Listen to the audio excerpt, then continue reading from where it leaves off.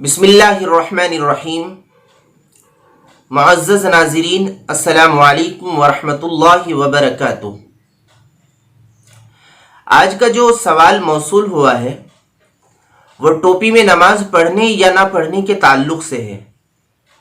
بہت سارے احباب جو سعودی عرب یا دبئی وغیرہ میں رہ کر آتے ہیں یا دوسرے ممالک سے آتے ہیں، عام طور سے دیکھا گیا ہے کہ وہ بغیر ٹوپی کے نماز پڑھنی شروع کر دیتے ہیں کہ جی ہم تو اہل حدیث ہیں۔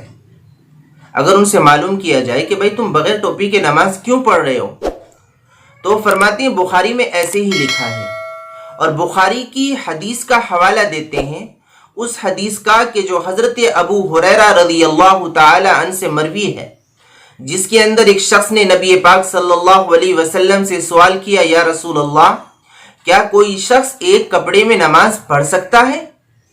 تو آپ نے فرمایا کیا تم میں سے ہر ایک کے پاس دو کپڑے نہیں ہو سکتے؟ تو اس حدیث کو سامنے رکھ کر وہ جواب دیتے ہیں کہ ٹوپی میں نماز پڑھنا صرف مستحب ہے، ضروری نہیں ہے۔ تو اس کے تعلق سے جواب سنیے گا ناظرین۔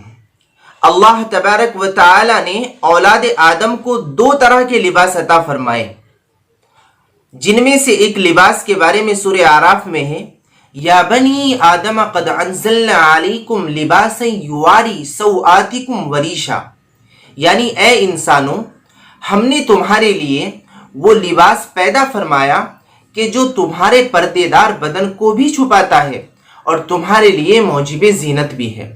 تو آیت شریفہ میں اللہ تبارک و تعالی نے دو لفظ استعمال فرمائے، ایک لفظ بیان فرمایا لباس، اور اس کا مقصد بھی بیان فرمایا کہ لباس ہم نے اس لیے پیدا فرمایا تاکہ تم اس سے اپنے سطر کو چھپاؤ، اور دوسرا لفظ استعمال فرمایا ریشہ۔ ریشے سے جو مراد ہے اس سے اللہ تبارک و تعالی نے زینت والا لباس مراد لیا۔ چنانچہ حضرت ابن عباس رضی اللہ عنہ کی مشہور تفسیر ابن تحریر فرماتے ہیں کہ مرادہ لباس الزینت والجمال لأن اللباس ضروری لستر العورت ذکر فی الآیت قبل ذالک فی قولہ تعالی لباسا، یعنی کہ اللہ تبارک و تعالی نے جو لباس مراد لیا ہے ریشہ سے، اس سے مراد لباس زینت ہے جو کہ ضروری لباس سے علیحدہ ہے۔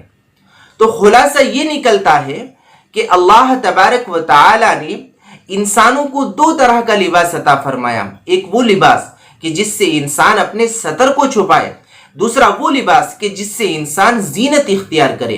چنانچہ امام ابو بکر رازی رحمۃ اللہ علیہ قرآن حکیم کی دوسری آیت یا بنی آدم خذوا زینتکم عند کل مسجد کے تعلق سے فرماتے ہیں کہ یا بنی آدم خذوا زینتکم کے اندر اللہ تبارک و تعالی نے صاف ارشاد فرمایا، اے لوگوں، اگر تم مسجد کے اندر داخل ہو رہے ہو تو تمہارے لیے مستحب یہ ہے کہ تمہارے پاس زینت والا لباس ہو، یعنی لباس زینت کا استعمال مستحب ہے، جس طریقے سے جمعہ اور عیدین میں غسل مستحب ہے۔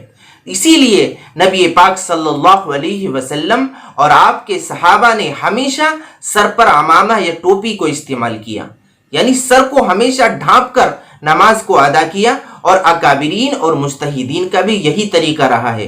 اس لیے ہمیں چاہیے کہ ہم ٹوپی کے ساتھ نماز پڑھیں، بلا ضرورت ٹوپی کے ساتھ نماز پڑھنے کو بعض علماء نے مکروہ قرار دیا ہے۔ اللہ تبارک و تعالی ہمیں کہنے سننے سے زیادہ عمل کی توفیق عطا فرمائے۔ وما علینا الا البلاغ۔